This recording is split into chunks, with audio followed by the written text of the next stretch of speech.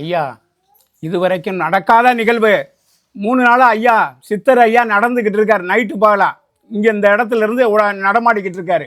இது வந்து யாருக்கு தெரியும்னா, நைட்டு வந்து யார் தங்கி இருக்கிறாங்களோ அவங்களுக்கு தெரியும். ஐயாவுடைய அமைப்பு பாம்பு உருவத்திலையும் வருவார், மனித உருவத்திலையும் வந்துக்கிட்டு இருக்காரு.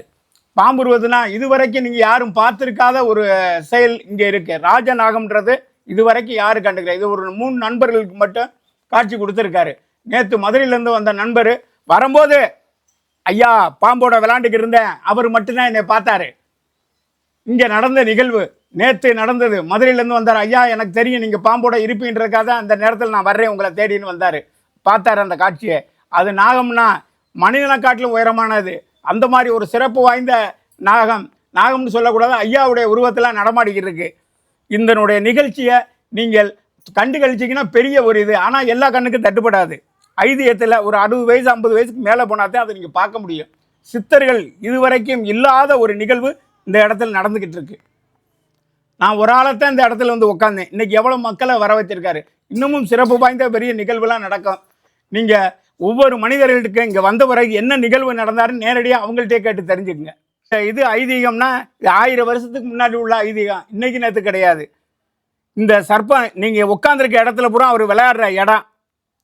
இந்த இடத்துல இது வரைக்கும் பெண்கள் யாரும் உள்ளே வந்த கிடையாது. இந்த 16 வருஷமாக தான் பெண்கள் உள்ளே வராங்க. ஐயா வந்து எனக்கு உத்தரவு கொடுத்த உடனே தான் பெண்களை வர விட்டுருக்காரு. ஜெர்மனியிலேருந்து பேசுகிறார் ஒருத்தர். ஐயா உங்களுடைய இதை நான் பார்த்தேன், நான் கோயில் கட்டிக்கிறேன், கூடிய விரைவில் நாங்கள் உங்கள் கோயிலுக்கு கல் மண்டடா நான் கட்டி தருவேன்னு என்கிட்ட உத்தரவாதம் சொல்லியிருக்காரு. 5 பேரையும் வந்து படம் எடுத்த வரைக்கும் வெளியேற்றி விட்டார். அதில் வந்து சாமின்னு சொல்லி ஏமாற்றி போர்வையில் வந்து தங்கினால ஒரு 5 பேரை விரட்டிட்டார். நைட்டு படுக்க விட மாட்டார். இங்கே வந்து எதுன்னு கேட்டிங்கன்னா அப்படியே சித்தர் ரூபத்தில் அப்படியே பாம்பாக மாறுவார். ஒவ்வொரு சாமியாரும் நைட்டு தேடி வர்றாங்க. அதுக்கு யாருன்னா ஐயாவுடைய உத்தரவு. போன மாதம் வந்து டிஸ்ட்ரிக்ட் நீதிபதி அவர் வந்து ராத்திரி 9 மணிக்கு வர்றாரு. ஐயா எனக்கு வந்து காட்சி கொடுத்தீங்க, நான் திருநெல்வேலி மாறி போகிறேன், அதனால் உங்களை பார்த்துட்டு போவேன்னு வர்றாரு, தேடி வர்றாரு. நாங்கள் எனக்காக சொல்லலை, உங்களுடைய புண்ணியத்தை தேடுங்க, பாவத்தை போக்குங்க, இதுக்கு தான் உங்களை நான் வர சொல்கிறேன். பாருங்க, நல்லா சாப்பிடுங்க, நல்லா இருந்துட்டு ஐயா வேண்டிட்டு போங்க, கண்டிப்பாக 100க்கு 100 நிறைவேறும். ஒரு அகரின்னு சொல்லி வந்து ஒருத்தர் உள்ளே படுத்தார். அவரை விரட்டி வெளியில் விட்டுட்டார். அவர் வந்து என்கிட்ட ஐயா நான் படுத்துக்கிறேன் அப்படின்னு. எங்கே வேணாலும் படுத்துக்கப்பா, நான் ஒன்றும் ஆட்சேபனை இல்லைன்னு. இதே இதில் ஐயா சன்னத்தில் படுத்திருந்தார். நைட்டு 5 அடி உயரத்தில் தூக்கி நின்று புஷ்ஷுன்னு அப்படியே தலையை விரிச்சுக்கு நிற்கும் போது பயந்து ஓடிட்டார். 4 சாமியார் வந்து வெளியில் படுத்துக்கிறேன், நாங்கள் படுத்துக்க, நைட்டு மட்டும் கதவுக்கு நேரம் வராதப்பான்னு சொல்லியிருந்தேன். அது தண்ணி பானையை அங்கே வச்சுவிட்டாப்புல. தண்ணி குடிக்க இறங்கினவங்க பார்த்தோன்னே இந்த ஏரியா விட்டு நைட்டாக ஓடிடுறாங்க சாமியார். போலீஸ் சாமியார் இங்கே உள்ளே வர முடியாது ஐயர்கிட்ட. இதுதான் ஐயாவுடைய நிகழ்வு. உண்மையான நிகழ்வு நடக்கிற இடம் இது ஒன்று தான். உண்மையான சாமியார்கள் வடநாட்டுக்காரவங்க வர்றாங்க, வந்து அதை சொல்கிறாங்க, ஐயா நாங்கள் இந்த இடத்த விட்டு போக முடியல, இந்த இடத்துல மிகப்பெரிய ஒரு சக்தி இருக்குது, உள்ளூர் மக்களுக்கு தெரியல, ஒரு யாகத்தை 3 நாள் நடத்தி விடுங்க, நீங்கள் யாரையும் தேடி போவோன்னா நடக்கும் அப்படின்றது. உண்மையான சாமியார்கள் நிறைய வர்றாங்க. அவங்க காசியிலேருந்து ராமேஸ்வரம் போகிறவங்க நடந்து வர்றவங்க தான் உண்மையான சாமியார் வர்றாங்க. சாமியார் என்று போர்வையில் திடுறவங்க இங்கே ஐயாட்ட எடுபடாது.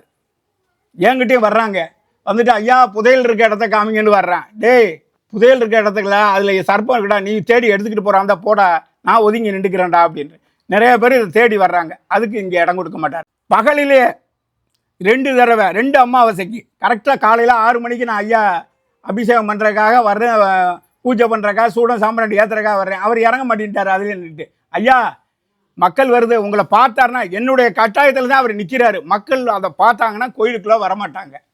இதனால் நீங்கள் மேலே உங்களுடைய இடம் கிழக்கு மூலையில் மேலே ஏறி இருந்துக்கின்ற கரெக்டாக மேலே போய் உட்காந்துக்கிடுவார். மத்தியானம் ஒரு அமாவாசைக்கு, ஒரு தை அமாவாசைன்னு நினைக்கிறேன், வெளியில் கட்டில் போட்டு படுத்துருக்கேன். மக்கள் வர்றாங்க. நான் எந்திரிச்சு பூஜை பண்ணேன், நேராச்சு வாங்கயான்னு கூப்பிட்றாங்க. வர்றதுக்காக எந்திரிக்கிறேன், என் கட்டிலுக்கு பக்கத்தில் நிற்கிறாங்கன்னா நான் அந்த மாதிரி காட்சி பார்க்கல. ஆனால் நான் பார்த்தது மலை பாம்பாக்கும்னு தான் நான் நினச்சேன், மலை சர்ப்பம் பார்க்க முடியும். ஆனால் கடைசியில் பார்க்குறேன் ஐயா தான் நிற்கிறாப்புல. அந்த மாதிரி ஒரு உருவமான இது இங்கே நிகழ்வு இருக்குது. உண்மையான ஐதீகத்தில் உள்ளவர்களுக்கு அது காட்சி தருவார். ஆடி அமாவாசை வந்து ஐயாவுடைய குரு பூஜை. ஐயாவுடைய வேற ஒன்றும் இல்லை, உங்களுக்குள்ள பாவத்தை போக்குறதுக்கு தான் அவர். அதுக்கு தான் ஐயா இங்கே இருக்கார். ஆடி அமாவாசை வந்து பெரிய ஒரு புண்ணியம். அது நீங்கள் எத்தனையோ கோயிலுக்கு போவீங்க, ஆனால் 2000 வருஷம் 3000 உள்ள ஒரு கோயிலுக்கு போனீங்கன்னா ஒரு சித்தனுடைய பார்வையில் தான் இருப்பார். ராமேஸ்வரம் எடுத்திங்கன்னா ஒரு சித்தர் தான், திருப்பரங்குன்றத்தை எடுத்தாலும் ஒரு சித்தர் தான், மதுரை மீனாட்சி எடுத்துகிட்டு போனாலும் ஒரு சித்தர் தான், அழகர் கோயில் போனாலும் ஒரு சித்தர் தான். சித்தர் இல்லாமல் கிடையாது. சித்தரில் தான் நீங்கள் முதல்ல பார்க்கணும். கடவுளை நீங்கள் பார்க்க முடியாது. சித்தர் மூலியமாக தான் கடவுளை பார்க்க முடியும். சித்தர்கள் வருவாங்க. என்றைக்குமே கிழிஞ்ச சட்டை கிழிஞ்ச துணிமணியை போட்டு ரோட்டில் நடந்தாட்டு தெரிவாங்க. கையில் காலில் போட்டு ஏமாற்றி பட்டையை அடித்து கொட்டையை போட்டுறவனே சாமியார் கிடையாது. எதுவும் தேவையில்லைன்றார். இன்னும் கொஞ்ச நாளையில் நான் எல்லாத்தையும் விட்டுட்டு நான் பாட்டுக்கு உட்காந்துருவேன். இதான் எனக்கு ஐயாவுடைய கட்டளை. நல்லா தெரிஞ்சுங்க. இது வரைக்கும் லாட சன்னியாசினா எங்கேயுமே கிடையாது. லாடன்னா யாருன்னா வடநாட்டுக்காரங்க, வட தேசத்துலேருந்து ஏற்கனவே யூடியூப்பில் தம்பி சொல்லியிருக்காப்புல. அவருடைய ஜீவ சமாதி இங்கே தான். ஆனால் 500 1000 இடத்துக்கு மேலே அவங்களுடைய சிலை இருக்குது. சிலை இல்லாத ஒரு இடம் ஜீவ சமாதி இந்த இடம் தான். இதனுடைய நிகழ்வு நீங்கள் கண்டு கழிக்கணும். மக்கள் எல்லாருமே நல்லா இருக்கணும். இந்த ஐயாவுடைய சட்டை என்ன அவன் போய் தொடமாட்டின்ட்டான். தொடமாட்டின்னா இந்த பழைய காலத்தில் சொல்லுவாங்க வண்டி நேக்கான்னு சொல்லுவாங்க. அத்தம்பரிய சட்டை இவன் தூக்க மாட்டேன்ட்டான் பயந்துக்கிட்டு. டேய் நீ இதையே பார்க்கலைன்னா இதையே தூக்குறதுக்கு பயப்படுறடா. ஐயாவை பார்த்தேன்னா பயப்படும். இல்லை வேண்டாம், அவன் ஐயாவை பார்த்தா வரமாட்டேன். ஐயாவை பார்த்தான்னா யாருமே உள்ளே வரமாட்டாங்க. இதுக்காகத்தான் நான் சொல்கிறது. ஐயாவுடைய நான் என்னுடைய கட்டளத்தில் தான் அவர் நிற்கிறாரு.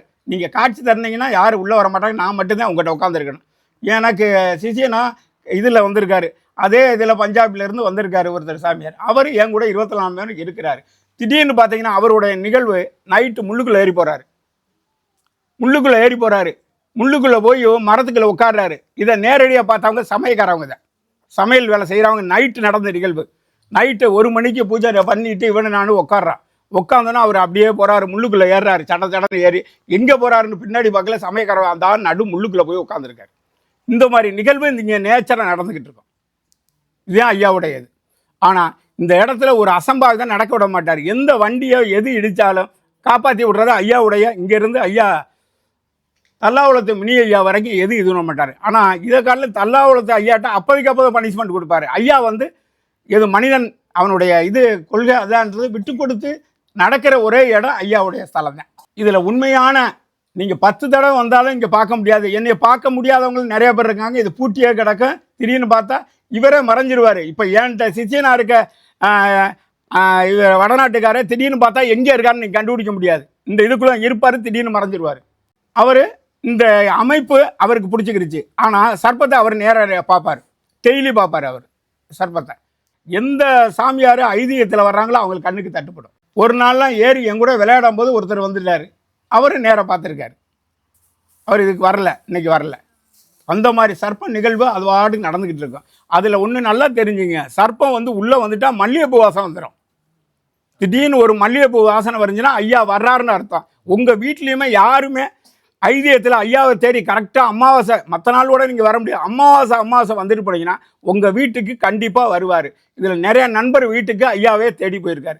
ஒன்றும் ஏன் மூலியமாக போவார் தாடி முடியோட, இல்லையா வெள்ளை வேஷ்டி ஒரு கம்பு அவன் காந்தி தாத்தா மாதிரி வருவார். இதுதான் ஐயாவுடைய வெள்ளை வேஷ்டி தான் அவர் கட்டி வர்றது. இந்த இடத்துக்கு வர்றவங்க நல்ல எண்ணத்தோட எதுவும் தேவைன்னு தேடி வரக்கூடாது. ஐயா நீ என்னுடைய கஷ்டத்தை போக்குங்கயான்னு தேடி வர்றவங்களுக்கு ஒழுங்காக காட்சி தருவார். நேர்மையாக நடத்துக்கிறதுக்கு வழி வகுப்பார். தப்பான எண்ணத்துலையோ தப்பான இதில் வர்றவங்களுக்கு இந்த இடத்துக்கு வர முடியாது. வந்துட்டு போனால் சிரமத்தை கொடுப்பார். நல்ல எண்ணம் நல்ல ஐதீகத்தில் வந்தால் தான் உள்ளே வர முடியும். உங்கள் கஷ்டம் உங்கள் பாவங்களை போக்குறதுக்கு தான் ஐயா இருக்கார். இது கண்டிப்பாக வாங்க. உங்களுடைய பாவங்கள் தீரலைன்னா என்கிட்ட தேடி வாங்க. ஐயா அவருடைய இதில் தான் என்னை உட்கார வச்சுருக்கார். ராத்திரிலாம் என்னை பறக்க வச்ச ஒரு நிகழ்வு. கூடு விட்டு கூடு பயிரெலாம் பெரிய ஒரு இது சுருட்டி எழுத்துக்கிட்டே இருப்பேன். என்னுடைய ஆத்மாவை பிரித்து அப்படியே சுற்ற விடுவார். நான் சுற்றிட்டு வரேன். ஆனால் நான் உட்காந்துருக்க தெரியும். ஆனால் என்னுடைய இது இருக்காது. அப்படியே பறந்துக்கிட்டு இருக்கும். இதுதான் ஐயாவுடைய நிகழ்வு. கூடிய விரைவில் பெரிய நிகழ்ச்சி நடக்க போகுது ஒன்று. அது மக்கள் பார்ப்பீங்க. இதில் ஐயாட்ட என்னன்னு கேட்டிங்கன்னா, ஐயா எனக்கு உத்தரவு கொடுத்து நான் ஒரு ஆள் தவிர ஒரு சிகரெட்டோ பீடியோ இந்த எல்கையில் குடிச்சிட்டு போனேன்னா வீட்டுக்கு போய் சேர முடியாது, நல்லா இருக்க முடியாது. இதுதான் ஐயாவுடையது. ஒரு சுருட்டு நான் எத்தனை இன்றைக்கி அமாவாசைக்கு 25 சுருட்டு ராத்திரிலேருந்து அடிச்சுக்கிட்டு இருக்கேன். இந்த சுருட்டு வாடை யாருக்காவது வருதான்னு மட்டும் பாருங்கள். அதிலிருந்து தெரிஞ்சுக்கிறீங்க ஐயாவுடைய வாசனை. நான் எத்தனை சுருட்டை ஒரு சுருட்டை கொண்டு வீட்டில் ஊதுங்க, அந்த சுருட்டு வீச்சை வரும். இந்த ஐயாவுடைய சுருட்டு எங்கே இழுத்தாலும் வாசனையாக தான் இருக்கும்.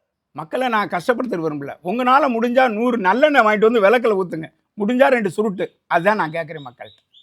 இதுக்கு வாங்கிட்டு வந்தாவே போதும். ஐயாவுக்கு விருப்பம் உள்ளது சுருட்டு. நீங்கள் வந்துட்டு போனது தெரியணும். அதனால தான் அந்த விளக்கில் எண்ணெய் ஊற்றுங்கன்றேன். எண்ணெய் ஊற்றி எரிய உங்களுடைய நல்ல காரியங்கள் நல்ல எண்ணங்கள் நடக்கும். நான் எனக்கு சொல்ல முடியல. இங்கே வந்த அத்தனை பேருக்குமே மேரேஜ் இல்லைன்னு வந்தவங்களுக்கு நிறைய பேருக்கு நிகழ்வு கண்டிப்பாக நடந்திருக்கு. குழந்தை இல்லாமல் வந்தவங்களுக்கு குழந்தை இதாக இருக்குது. நிறைய பேருக்கு இங்கே வந்து தொடர்ச்சியாக ரெகுலராக வர்றவங்க நிறைய பேர் இருக்காங்க ஐயாவை தேடி. அதே மாதிரி வாங்க, எல்லோரும் வாங்க, வேறு எங்கேயும் தேடிட்டு போக தேவையில்லை. அமாவாசை நைட்டு நடமாடுவார். இதில் என்னென்னு கேட்டிங்கன்னா, சூரிய ஒளி கரெக்டாக உதயமாகும் போது அமாவாசை அன்னைக்கு ஐயாவுக்கு விழுகும். இத்தனை இதையும் தாண்டி அவர் மேலே தான் விழுகும் ஃபஸ்ட்டு அந்த சூரிய ஒளி. அதை நேராக பார்க்கலாம். அமாவாசை அது நடக்கும். இங்கே இந்த யாகம் வளர்க்குறது வந்து எங்களுக்கோ ஐயாவுக்கோ இல்லை, நீங்கள் வந்துட்டு போனவங்களை கர்மா வினை போகிறதுக்கு தான் இந்த யாகத்தை வளர்த்து அந்த குச்சியை எடுக்கும்போது ஐயா எனக்கு நல்லதை செய்ய, நல்லதே நடக்கணும் அப்படின்னு நினச்சி 3 தடவை வேண்டிக்கிட்டு 3 சுற்று வந்து அந்த யாக குச்சியை போட்டு போங்க. அது பெரிய ஒரு இது. அதுக்காகத்தான் உங்களை குச்சி எடுத்து போட்டு சுத்த சொல்கிறேன். நான் போட்டால் ஐயரை போட்டால் அது புண்ணியம் கிடையாது. உங்கள் கைப்பட எடுத்து யாகத்துக்கு குச்சியை போடணும். இதுதான் ஐயாவுடைய நிகழ்வு. மாதம் அமாவாசை நல்ல எண்ணெய். மற்ற மாதிரி தட்டில் சாப்பாடு போடக்கூடாதுன்னு எனக்கு ஐயா உத்தரவு. இலை போட்டு வர்றவனுக்கு வயிறார சாப்பாடு. அமாவாசை அன்னைக்கு விரதம் விடு. சில மக்கள் சொல்கிறாங்க நாங்கள் வீட்டில் சமைக்கிறேன்னு. இங்கே வந்து விரதம் விட்டு போனால் பெரிய புண்ணியம். தாய் தப்பனை அன்னைக்குன்னு தேடுறது கிடையாது. இது எப்பவும் நடந்துக்கிட்டு இருக்க நிகழ்வு. அமாவாசை வந்து தாய் தப்பனை முன்னோர்கள் நினச்சி யார் இங்கே வந்து அன்னதானத்தில் சாப்பிட்டு போகிறாங்களோ அவங்க பெரிய ஒரு பாக்கியம் பெற்றவர்களாக இருக்கும். வேறு ஒன்றும் உங்களை நான் எதிர்பார்க்கல. மக்களை நீங்கள் வந்து சாமி முட்டை அன்னதானத்தை சாப்பிட்டு போங்க. ஐயா எனக்கு கொடுக்குறாரு, நான் அன்னதானத்தை போட்டுக்கிட்டு இருக்கேன், வாங்க எல்லாரும் வந்து சாப்பிட்டு போங்க.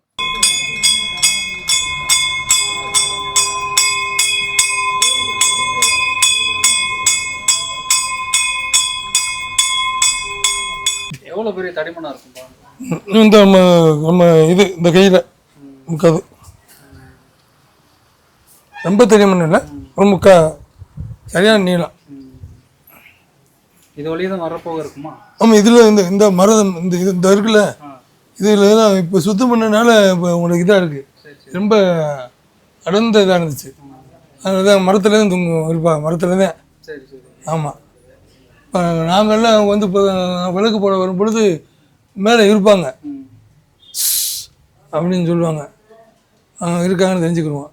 ஆனால் கீழே இறங்கி வர மாட்டாங்க. அப்படி விளக்கு பொடி சாமி கும்பிட்டுட்டு போயிடுவோம். இந்த பொரி கடலை அவள் வச்சு பிரதோஷத்துக்கு சாமி கும்பிடுவோம். அதை சாப்பிட வருவாங்க. இறங்கி சவுண்டு கொடுப்போம். வரப்போ வந்து சவுண்டு கொடுத்துட்டு அப்போ இருக்கிறாங்கன்னு தெரிஞ்சுக்கணும். நாங்கள் தொந்தரவு பண்ண மாட்டோம். அவங்க சாப்பிட்டு போயிடுவோம். அப்படி தான் இங்கே நிகழ்வு. மனம் கும்பி நம்ம வேண்டுதல் பண்ணால் இங்கே நடக்கக்கூடிய வித்தியாசமான நடக்கக்கூடிய தொழில், பிள்ளை இல்லாத ஒரு பிள்ளை, குழந்தை பாக்கியம், நோய் நொடி இல்லாமல் பேசாமல் இருக்கக்கூடிய பேச வைக்கிறது, இப்படி பல அற்புதமான காட்சிகளை கொடுக்கக்கூடிய இந்த ஸ்ரீ நாரசன்ன சித்தர் ஐயா பார்த்துக்கிட்டு இருக்காரு. எல்லாத்துக்கும் தேவையை பூர்த்தி பண்ணிக்கிட்டு இருக்கிறார். சதுரகிரி மகாலிங்கத்திற்கு, சுந்தர மகாலிங்கத்திற்கு, மகாலிங்கத்திற்கு, சதுரகிரி மகாலிங்கத்திற்கு, சன்னியாசிக்கு, ஐயாவுக்கு, ஐயாவுக்கு, ஆத்தூர் முனிக்கு,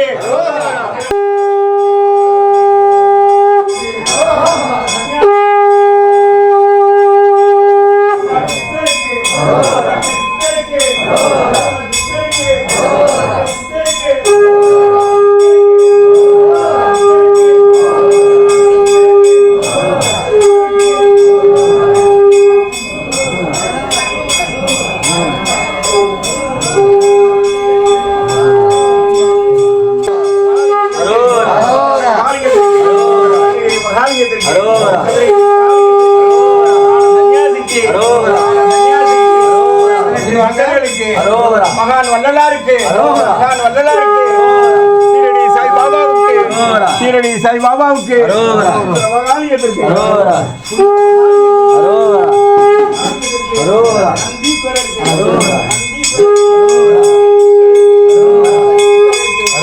திருமூலவருக்கு,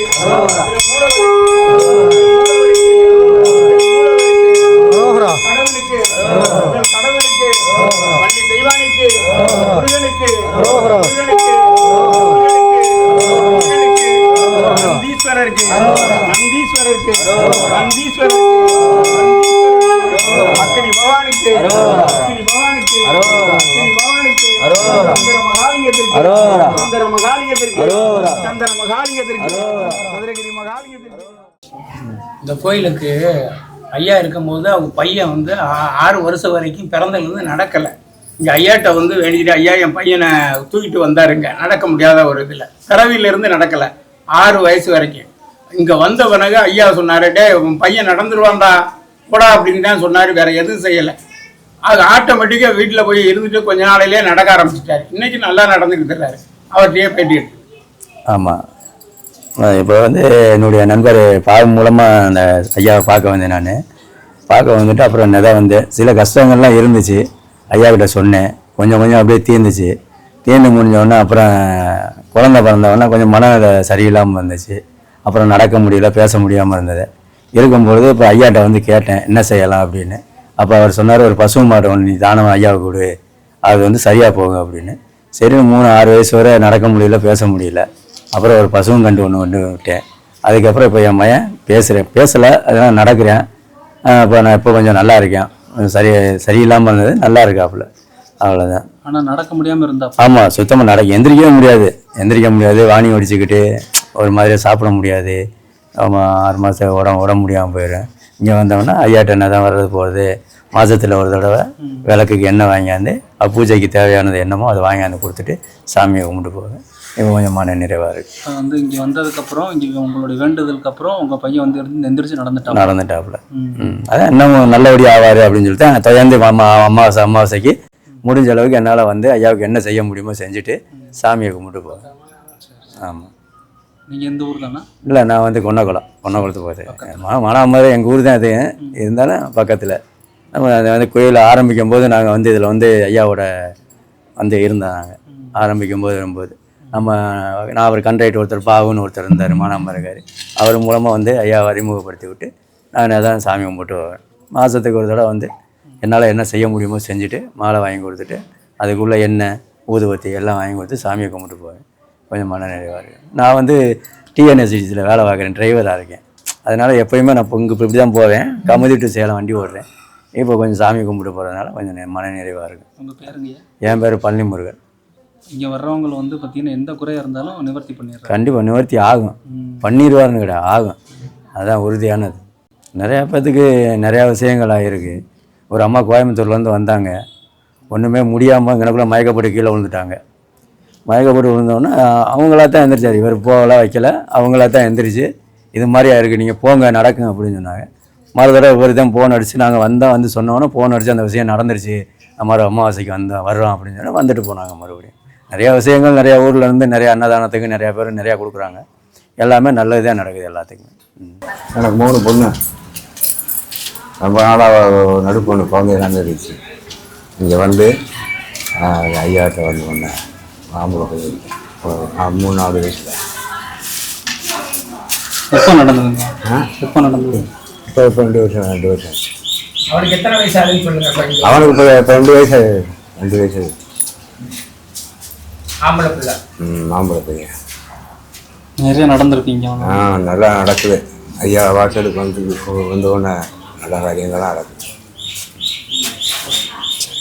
இவர் வந்து என் வீட்டுக்காரர். 3 வருஷத்துக்கு முன்னாடி ஆஸ்பத்திரிக்கு முடியலைன்னு சொல்லிட்டு போயிருந்தோம். ஜிஹெச்சுக்கு தான், மானாமதுரை ஜிஹெச்சுக்கு போயிருக்கும்போது டெஸ்ட் பண்ணி பார்க்கும்போது ஹார்ட் ஆப்ரேஷன் பண்ணணும்னு சொல்லிட்டாங்க. ஹார்ட் ஆப்ரேஷன் பண்ணணும்னு சொன்ன உடனே எனக்கு அப்படியே அங்கனையே ஒரு மாதிரி ஆயிடுச்சு.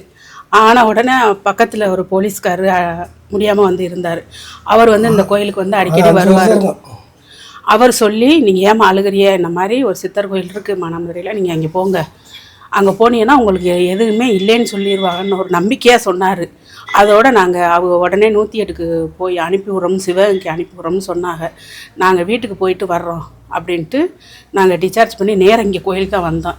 நாங்கள் வந்த நேரம் சாமி இருந்தார். நாங்கள் வந்த நேரம் எங்களுக்கு நல்ல நேரம் இருந்ததுனால இருந்தார். அப்போ சாமிகிட்ட வந்து அழுத உடனே அவர் சொன்னார், ஆடி அமாவாசைக்கு நீங்கள் வந்து யாகத்தில் கலந்துக்கிறங்கம்மா, அடுத்த மாதம் ஆடி அமாவாசை யாகத்தில் கலந்துக்கிட்டு குச்சியை போட்டு அன்னதானம் சாப்பிட்டு போங்க, சாப்பிட்டு போனதுக்கப்புறம் நீங்கள் ஆஸ்பத்திரிக்கு போங்க, உங்களுக்கு என்ன சொல்கிறான்னு சொல்லிட்டு வந்து எங்கிட்ட சொல்லுங்கன்னு சொன்னாங்க. அதே மாதிரி வந்தோம். ஒன்றுமே இல்லைன்னு சொல்லிட்டாங்க, எதுவுமே இல்லைன்ட்டாங்க. அதில் இருந்து நாங்கள் விடாமல் இங்கே வர்றோம். எங்களுக்கு நம்பிக்கையான கோயிலுனா இதுதான். எங்களுக்கு வந்து நம்பிக்கையை கொடுத்து இங்கே முத வரும்போது நாங்கள் எவ்வளோ வேதனையோட சாபமாக பொழப்பான்ற வேதனையோடு வந்தோம். ஆனால் இப்போ வந்து மனசு சந்தோஷமாக நிறைவாக இருக்கும். நாங்கள் வந்து மண்பாண்டம் தொழில் தான் பண்ணுறோம். எங்களால் முடிஞ்ச வரைக்கும் இந்த கோயிலுக்கு நாங்கள் சிறப்பாக செஞ்சுக்கிட்டே இருக்கோம். எங்களால் முடிஞ்சதை நாங்கள் கோயிலுக்கு கொடுக்கறதுக்கு இருக்கோம். அதுக்கு இந்த சித்தரை எங்களுக்கு தெம்பையும் தைரியத்தையும் கொடுக்குறாரு, உடல் வலிமையை கொடுக்குறாரு. அதனால் நாங்கள் என்ன வேணாலும் செய்கிறதுக்கு காத்துட்ருக்கோம். இப்போ பிரதோஷத்துக்கு கூட மகாலிங்கம் கோயிலுக்கு போயிட்டு வந்தோம். எந்த 14 கிலோமீட்டர் ஏடின பிரதோஷத்துக்குள்ள எந்த காலு வலிக்கல, கையும் வலிக்கலை. நாங்கள் முழுசாக நம்பிட்டு சிவனத்தை நம்பிக்கிட்டு இருக்கிறோம். நம்புகிறோம். அதே மாதிரி இவருக்கு வந்து எங்கள் தொழில் பிரச்சனை எதுவுமே இல்லை. தொழிலும் நல்லா போயிட்டுருக்கு. என் மகனுக்கும் நல்லா சிங்கப்பூருக்கு அனுப்பி விட்டா நல்லா இருக்கேன். இன்னமும் நல்லா வரணும், இன்னமும் நல்லா வந்தவர் சித்தர் நல்லா வைக்கணும். எங்களை நல்லா வச்சா நான் செய்ய நாங்கள் காத்திருக்கோம். என் பேர் ஜோதி, அவர் பேர் சுப்பிரமணி. நாங்கள் வந்து வேதியரந்தல், சொந்த ஊர் வேதியரந்தல். மண்பாண்டம் தொழில் தான் பண்ணிட்டு இருக்கோம். அமாவாசை நாங்கள் கரெக்டாக 5 வருஷமா வந்துகிட்டு இருக்கோம். 5 வருஷமா வந்துட்டு அதோட முடியல. இதில் சிஎஸ்ல இருந்த போலீஸுக்கார பூரா சொன்னா இந்த மண்டபத்தில் 15 வருஷத்துக்கு முன்னாடி இந்த மண்டபத்தில் வந்து படிக்கிறதுக்கு ஒளிஞ்சுக்கிட்டு இருந்த பூரா இன்னைக்கு பூரா ஆபீஸ் டிபார்ட்மெண்ட்லயும் போலீஸ் வேலையில பார்த்துக்கிட்டு இருக்காங்க. பெரிய பெரிய ஆபீஸுகளா இருக்காங்க. அந்த பரீட்சை எழுத முடியாம அந்த மண்டபத்துல ஒளிஞ்சுக்கிட்டு இருந்த கவர்மெண்ட்ல பூரா 50 பேருமே. அவர் பேர் என்ன? அவர் பேர் ராஜேஷ். அவர் எங்களுக்கு சொன்னாரு, அறிமுகப்படுத்தி வச்சாரு. அவரும் நல்லா இருக்கணும், நாங்களும் நல்லா இருக்கோம். அவருக்கு 2 பொம்பளை. இந்த சாமியை பொறுத்தளவுல நாங்களும் நல்லா இருக்கோம், அவரும் நல்லா இருக்கணும் சொல்லி அம்மாவுக்கு முடியலைன்னு சொல்லி டாக்டர் மீனாட்சி ஆஸ்பத்திரியில இருந்து தூக்கிட்டு போய் சொல்லிட்டாங்களாம். இங்கே ஒரு ட்ரிப் வந்ததுல இருந்து இது வரைக்கும் அவங்க அம்மா 10 வருஷத்துக்கு முன்னாடி அது தூக்கிட்டு போய் சொல்லிட்டாங்க. இப்போவும் அவங்க நல்லா இருக்காங்க. ரொம்ப